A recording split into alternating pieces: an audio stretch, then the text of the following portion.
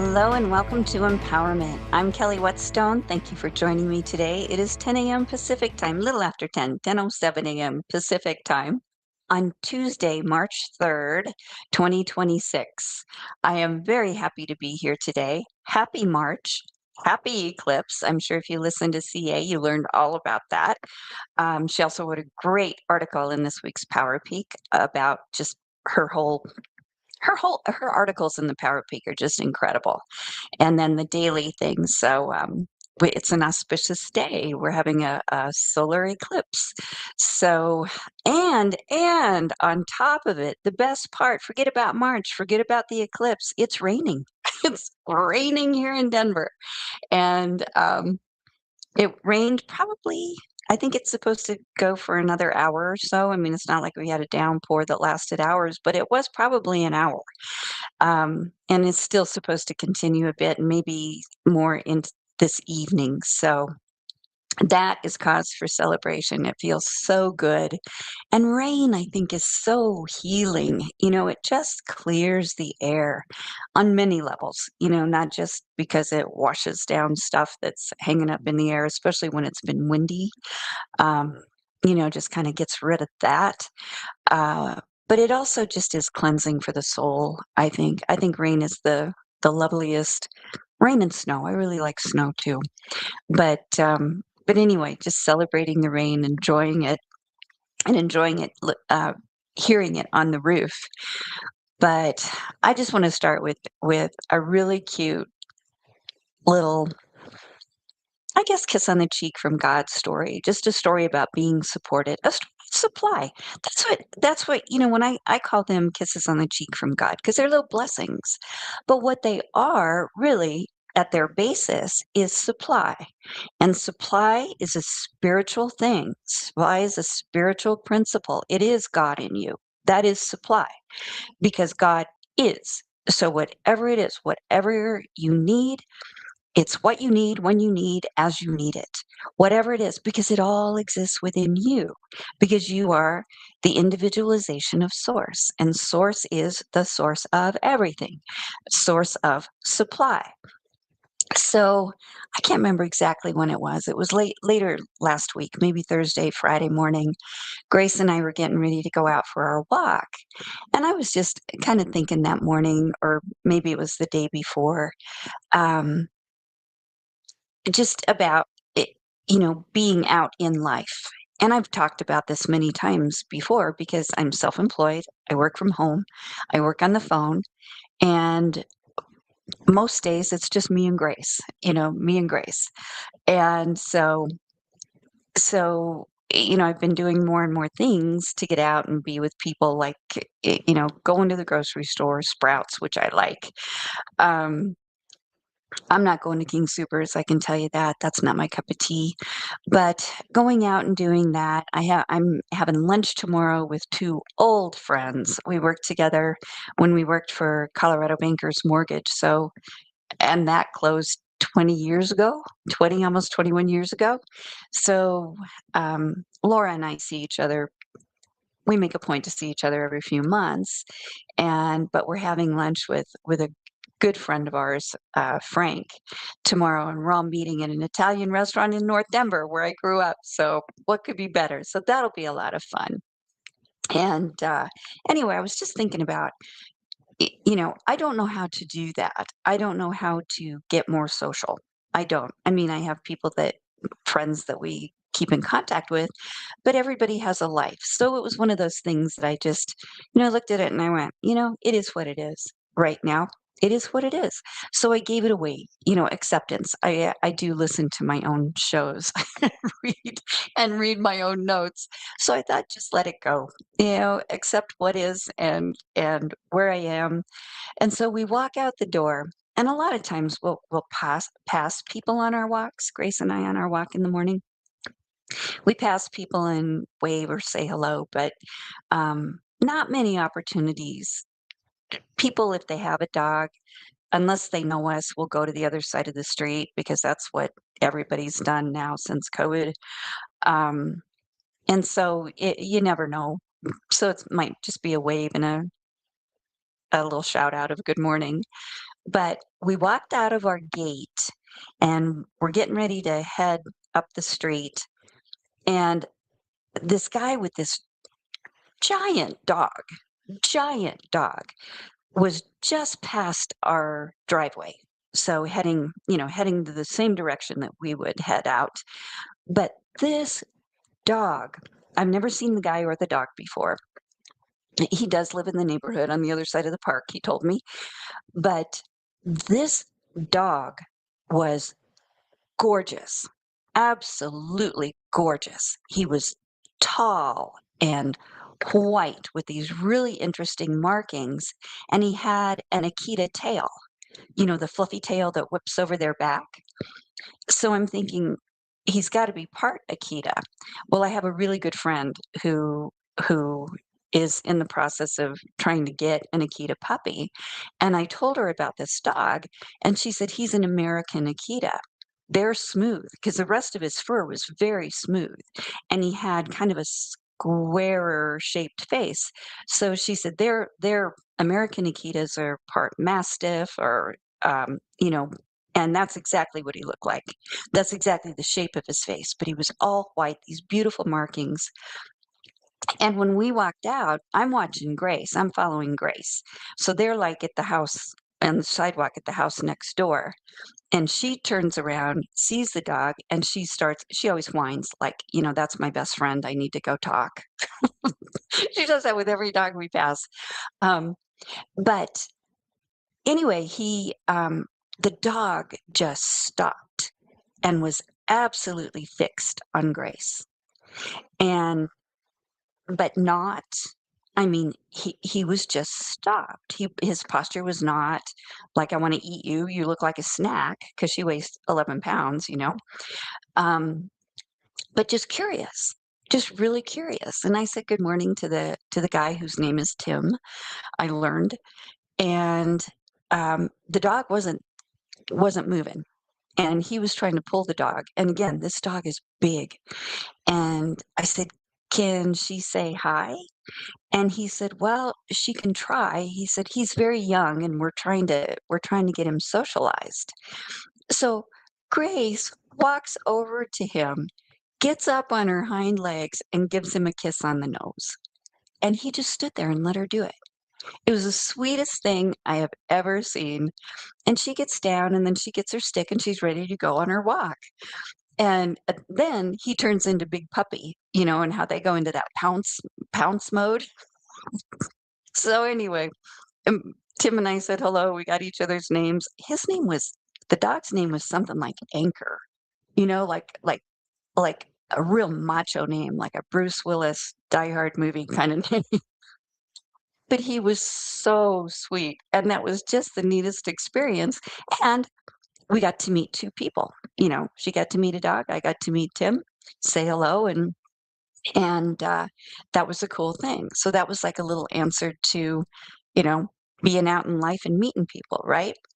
So then we go on our walk, and as we're heading back toward the house, we walk about 30 minutes, and we're on our trek back to the house. We see crossing the street at the corner ahead of us. It's a he's a bulldog, I think, a smaller bulldog, but still a good sized bulldog. And black and white, same color scheme as the other big dog. And his owner, young guy, is walking him, and he's walking, the dog's kind of walking behind him. The dog looks at Grace, and they're in the street, right? They're in the street, trying to get across the street. And first he sits down and waits for Grace to get to the corner.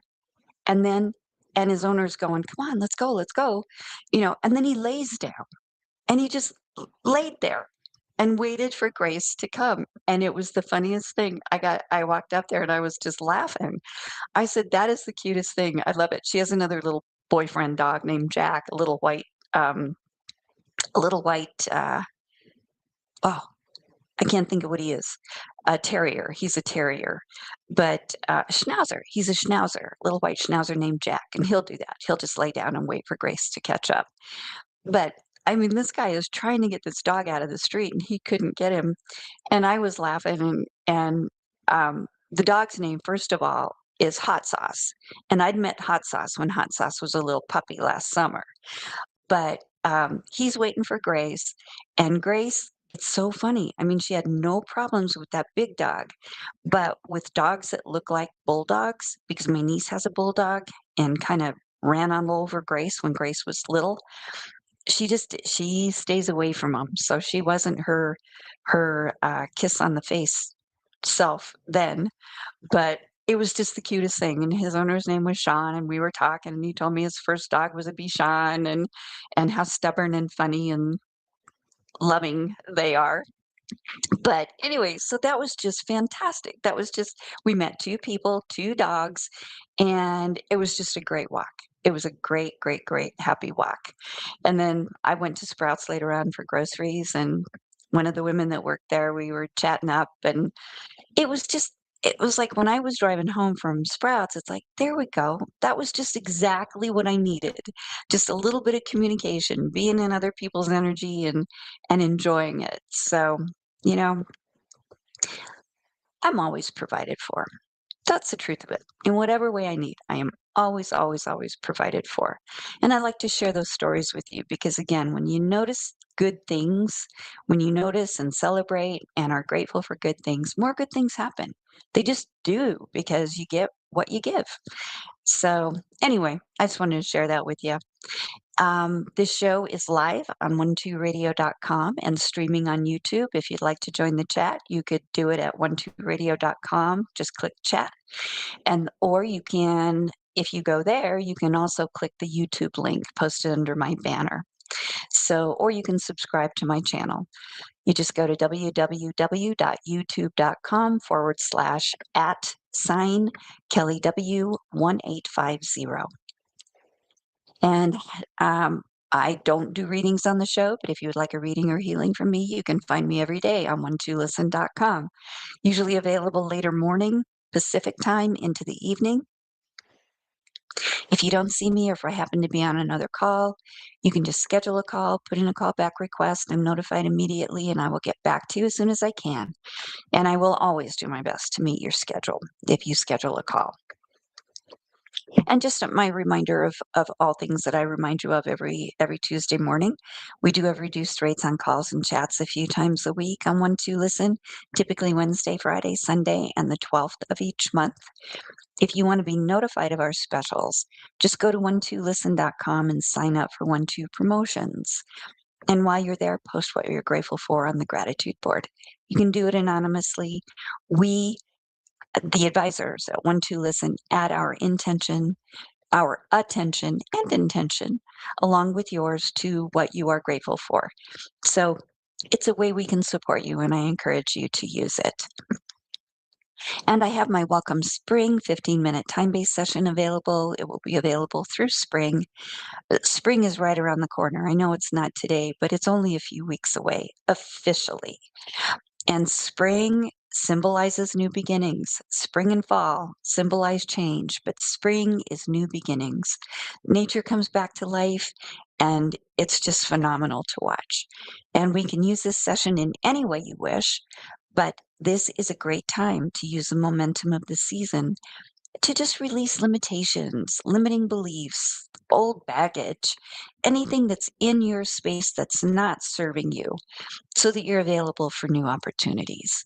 So it's a good session and a happy time in springtime.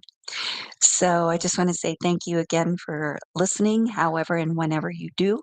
There is programming on 12 Radio 24/7, and there are archives of all the shows from all the hosts in the on-demand section at 12radio.com.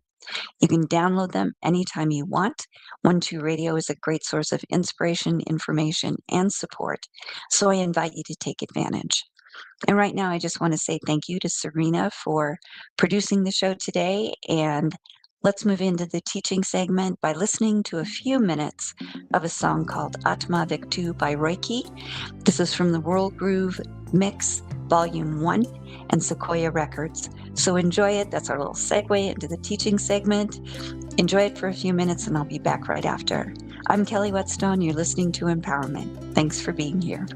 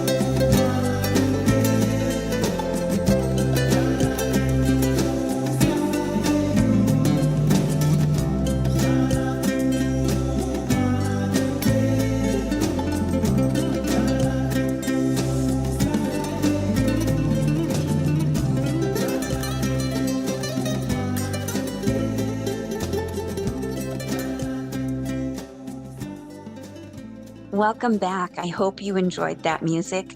I don't know if you could hear me talking to Serena. We have a different way of doing our show. And so I'm still kind of fumbly with it. So if you heard me talking to her and asking her if she heard me, it's just working out the kinks, which there are no kinks. It's just I need to figure out what I'm doing. Um, but welcome back. Oh, good. Oh, she just told me they couldn't hear me. You couldn't hear me. Good. I'm glad. So I explained all that for nothing. So anyway, I am really excited about talking to you again today. I'm going to continue sharing just wisdom from different wise men today using the Four Agreements, the book by Don Miguel Ruiz, as um, as topics, as principles, better than topics. The Four Agreements are powerful spiritual concepts. I mean, they've been around forever, but the way he teaches, and it's a wonderful book. I mean, I'm barely scratching the surface of what he has to say. But the thing that amazes me is how they expand when I look at them and when it kind of when it kind of hits, when I have an understanding of what he's saying. And so many of them, obviously, I mean, I've studied for over 30 years, so it's like, "Oh, that's a different way to say that."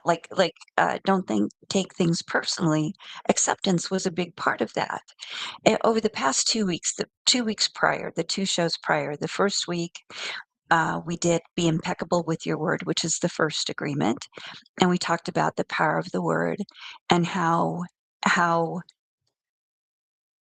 whatever we say, he talks about being impeccable with your word. Impeccable means without sin. And when we say things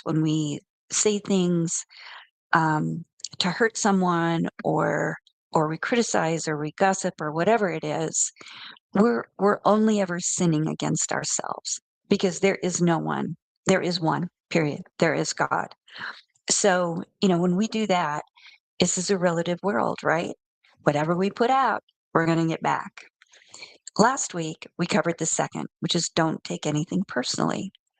And as I said a second ago, acceptance ended up being a big player in that agreement. And so we talked about that. Today, we're continuing with the third agreement, which is don't make assumptions. And I just have to grab a cough drop for a second and take a swallow of tea so I can talk for the next half hour. Anyway, the third agreement is don't make assumptions. And our topic is assumption, judgment, and self concept. And those judgment and self concept, you wouldn't think about making assumptions that those things, well, you would judgment. But self concept is an interesting thing. So we're going to go through and just look at don't make assumptions using certainly what Don Miguel Ruiz wrote, but also bringing in Stuart Wilde, Neville Goddard, and just other people talking about them and the different aspects that showed up for me as I was working with that agreement. So anyway, let's start. It's been a fun journey, and there's one more agreement to go next week. Not next week. CA is my guest next week, so the week after that. So Ruiz wrote, we have the tendency to make assumptions about everything. The problem with making assumptions is that we believe their truth. We make assumptions about what others are doing or thinking. We take it personally, then we blame them and react by sending emotional poison with our word. So there's a circle right there, right? A net that we've caught ourselves in, and it makes perfect sense. So first of all, I want to talk about assumption and judgment, because I feel that the basis of assumptions is judgment. And our judgments are a product of our ego, and our ego is a product of our influences: prenatal, early childhood, education, and life experience. They are the filters that humans perceive everything through. We never have a new or uninfluenced experience, because that's just the way the human mind works. It's just the way it works. So we size things and people up and proceed according to how we've judged them to be. Again, based on our prior experience, based on the associative mind, the ego, telling us, uh-oh, I don't know, I don't think it's safe, or I don't think that person's safe, I don't know, because of course the ego just wants to keep us safe and separate. But judging, it is just, we do it without even thinking about it. And I have to say, there is a difference, certainly, between judgment and discernment. We have to be discerning, but talking about judgment is when we judge people personally. And discerning is more like, does this seem to be the right way for me to go? Does this, I've looked at this, something's not quite clicking with me. I don't have a total green light. So I don't know, maybe I need to investigate more, or maybe I just need to pass. That's discernment, and it's important to be discerning. Um, and that's more not really, I don't think, where people are concerned, but where things are concerned. Yeah, what we allow into our space, what we allow into our space. To be discerning about that is an important thing to do. But back to judgment. Stuart Weil wrote, "When we judge and criticize people personally, we define reality and engage the ego. We define reality and engage the ego." Now, that's an incredible sentence, I think. And then he goes on to say, "Light couldn't exist if there were no darkness in which it could shine. Goodness can't exist if there's no evil with which to compare it." So everything is relative. Everything is relative. He also said that when we judge anything, we drop to the level of the thing we judge. And the reason is because we cannot recognize in another what we are not conscious of. We can only experience what we have the consciousness for. So, of course, when we judge something as bad, what happens? What happens to our energy? We can feel that. Then that becomes a weight that we're toting around with us. It's just not worth it. It's cause and effect is what it is. It's instant karma. Instant karma. Florence Scovel Shinn calls them boomerangs because when we send those out, they're going to come back to us. Because again, we give what we get. What we give, we get. I should say, we get what we give. Um, and that's it. In every moment we exist, we get what we give to it, what we invest in it. So it's always happening. It's always happening. Ruiz wrote, "It is always better to ask questions than to make an assumption, because assumptions set us up for suffering. We make all sorts of assumptions, but because we don't have the courage to ask questions." Now, that's another thing to ponder, right? So he was talking about uh, relationships, assumption in relationships, making assumptions in relationships. He talks about how we suffer in our relationships because we assume that our partner or other people close to us know what we want or need. And when they don't, we take it personally and get hurt or angry and feel like they failed us or that they don't love us as much as they should when we didn't communicate our needs. Now that's pretty egotistical, isn't it? You should know exactly if you loved me, you'd know exactly, you could read my mind. You'd know exactly what I need when I need it. You'd know what to say to me, you'd know what to do for me, and you would do it instantly. Oh, that's a load of crap. I mean, really, seriously. It's totally on us to communicate, as is everything. And, thinking about that, no, assuming that people know what we need or what we're missing or whatever. Um, a funny story came into my head. My husband, Shannon, had a son named Adam, and Adam had a traumatic brain injury when he was about 7 or 8 years old. So he lived to be 40. He died when he was just before he turned 40. And Shannon um, would take him. He lived in Fort Collins, which is about an hour and less than 2 hours away from where we are. So he'd go get him and he'd bring him back. He lived in a, a home with a caregiver, and he was a funny guy. He was a funny guy. Um, but he goes, Adam and I are driving to Fort Collins, and Adam asked me a question about something, and I said, I don't know. And he said, Adam said, well, you should know. And I think about that and I can hear it. And that's exactly how Adam would say it. You should know. That's an assumption, right? Not that he would know what an assumption was, but but it just kind of made me laugh. But that's how we deal with people close to us.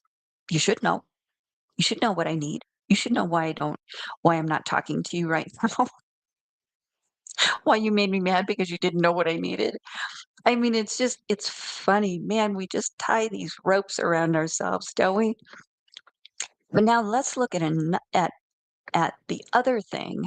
There's more than one, but the other big thing that happens in relationships and where assumption is concerned, and that's when we assume we have the right to change another person or the right to jump in and save other people because we have judged them or their circumstances to be wrong. And in assuming that they are wrong, we are assuming that we know better. And we never do.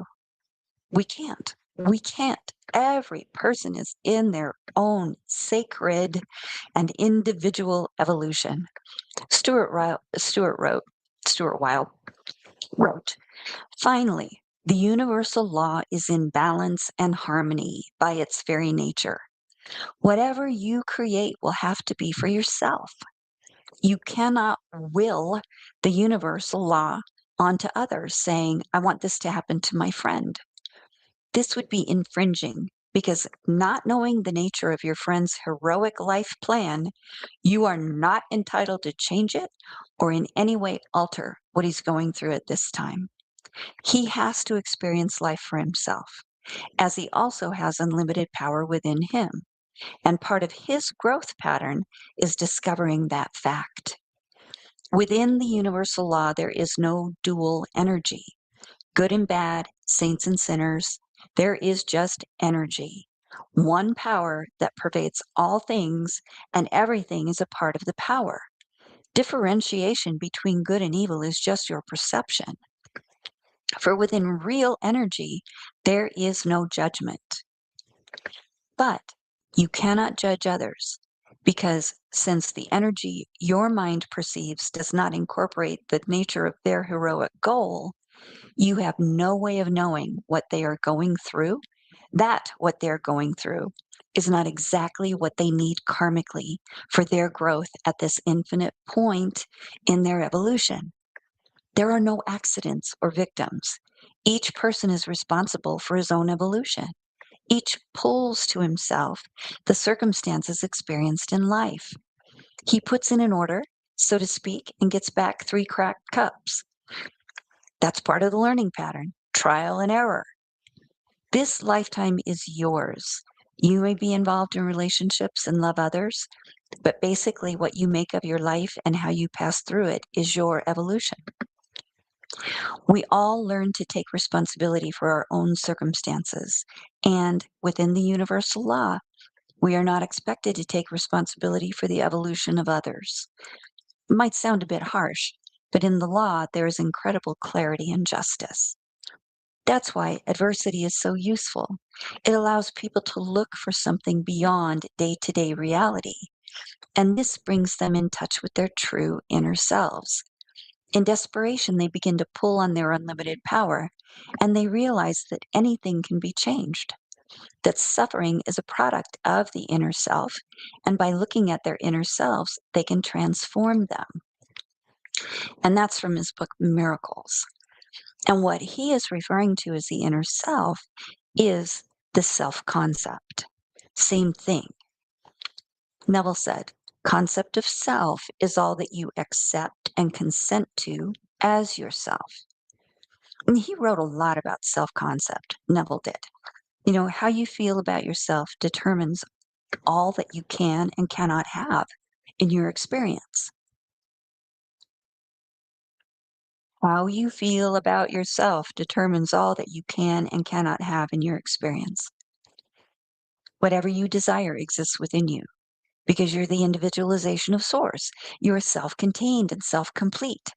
But the human mind believes that it's separate from source, that the outer world is real, and that it is limited, that it, meaning the human mind, is limited because of the outer world, that the outer world, anything outside of it, has power over it.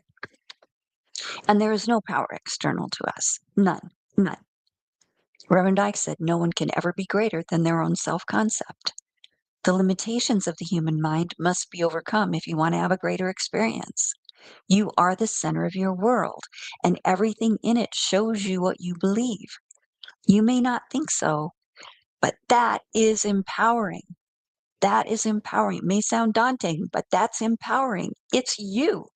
The only thing you have control over is yourself, and you can change the way you think, and therefore you can change anything in your experience. All that God is, you are. The kingdom of heaven is within you. You are not small, and whatever beliefs you hold that make you feel small are lies. Are lies. They are error. If you want more in your life, you have to be more because your self concept dictates your experience. We attract what we are, what we think, and what we believe.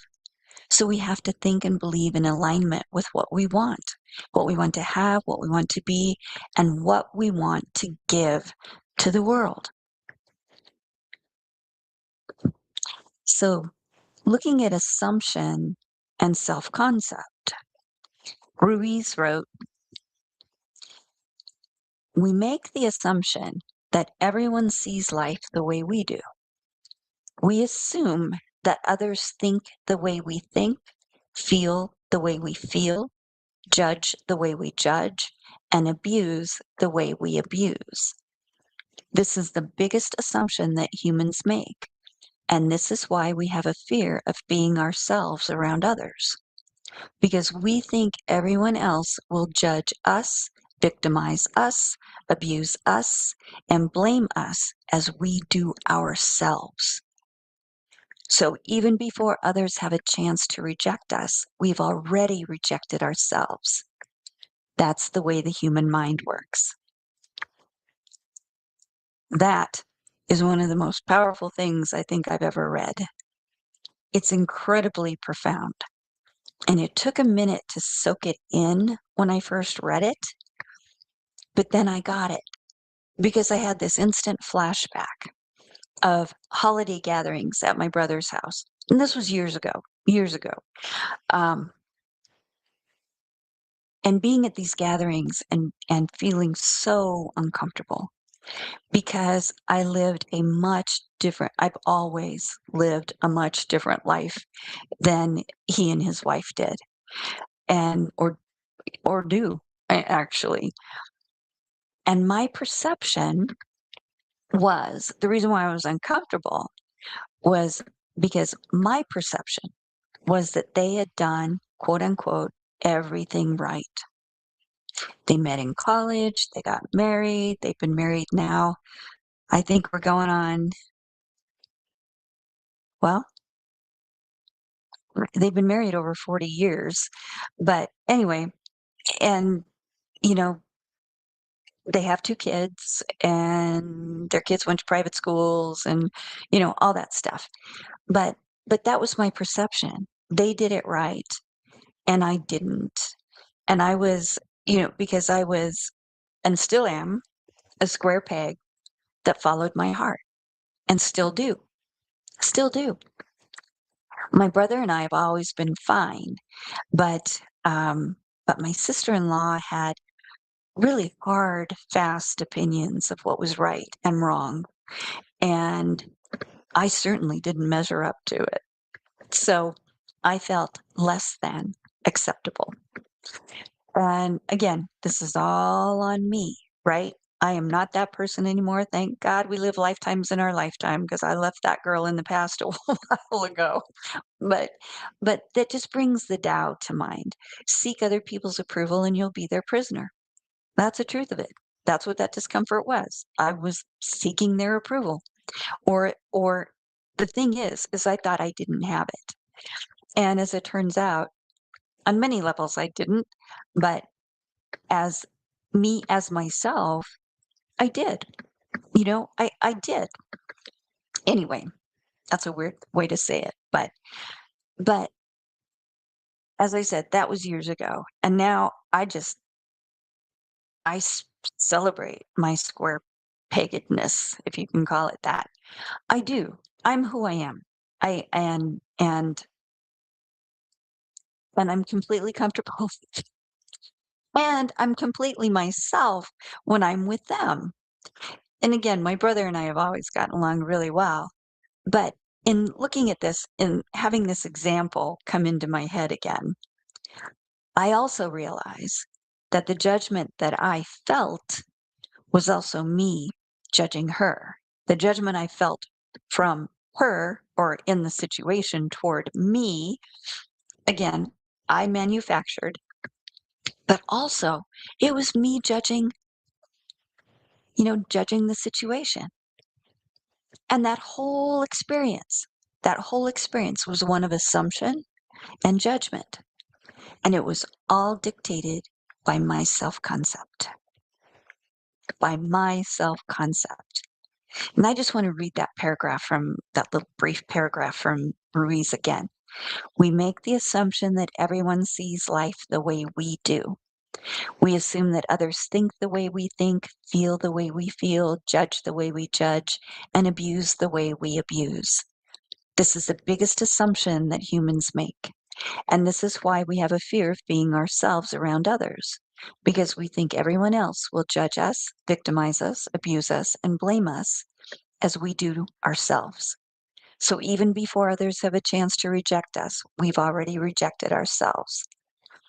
That's the way the human mind works. Wow. Wow, that is just food for thought. Neville wrote the concerning self-concept. He wrote, consciousness is one, manifesting in legions of forms or levels of consciousness. There is no person that is not all that is. For consciousness, though expressed in an infinite series of levels, is not divisional. There is no real separation or gap in consciousness. I am, capital I am, God, cannot be divided. I may conceive myself to be a rich man, a poor man, a beggar man, or a thief, but the center of my being remains the same, regardless of the concept I hold of myself. I am is that which, amid unnumbered forms, is ever the same. This is the great discovery of cause. This, this great discovery of cause reveals that, good or bad, man is actually the arbiter of his own fate, and that it is his concept of himself that determines the world in which he lives, and his concept of himself is his reactions to life. When you know that consciousness is the one and only reality, conceiving itself to be something good, bad, or indifferent, and becoming that which it conceived itself to be, you are free from the tyranny of second causes, free from the belief that there are causes outside of your own mind that can affect your life. In the state of consciousness of the individual is found the explanation of the phenomena of life. If man's concept of himself were different, everything in his world would be different. His concept of himself being what it is, everything in his world must be as it is. And that's from the book, The Power of Awareness. So Stewart wrote, Chapter 2 of the Tao says, it is because everyone under heaven recognizes beauty as beauty that the idea of ugliness exists. And equally, if everyone recognized virtue as virtue, this would merely create fresh conceptions of wickedness. For truly being and non-being grow out of one another. He said, think about it. If you don't judge and don't criticize, what you're saying is, I'm infinite and I let people be. And that's from the infinite self. Well, when we judge by appearances, again, it's the human mind. It's our filters. It's our preconceived ideas that come to the forefront. We have no idea what it is like, what it is. We have no idea about them, you know? What, as Stuart said, their heroic journey. Every person is in their own evolution, in their own individual heroic quest as incarnated beings. But no one is missing the God factor because that they're just, we're all just the suits, the vehicles for source to realize itself in the physical. But when we look at someone, say someone that is wealthy, right? And we think, wow, they've just got everything. Well, there's something that they're here to work on, right? We really have no idea what it would be like to walk in their shoes or what it is like to walk in their shoes. And so, thinking about that, there's always something. There's always something.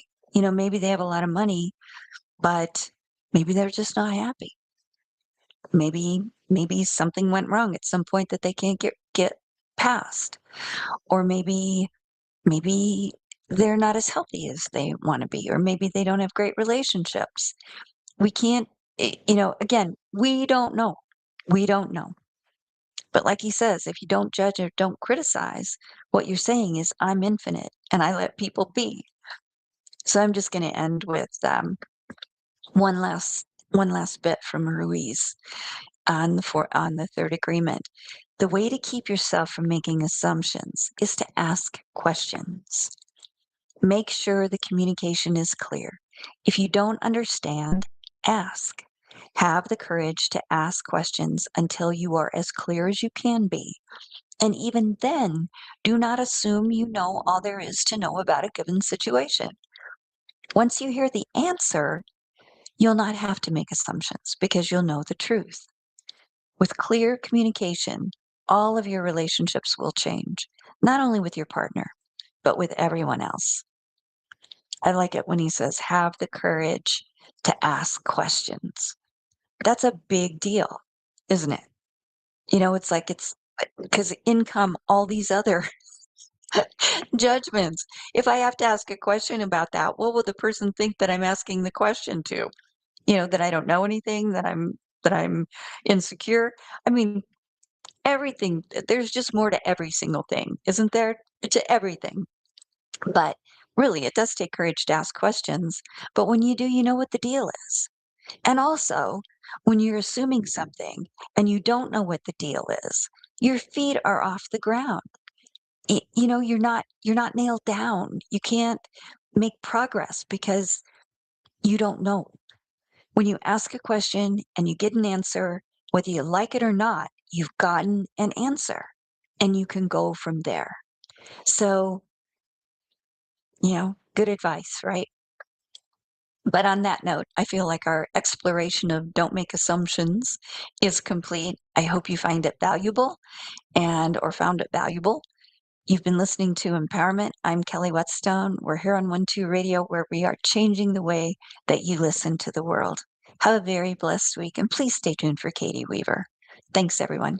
Goodbye.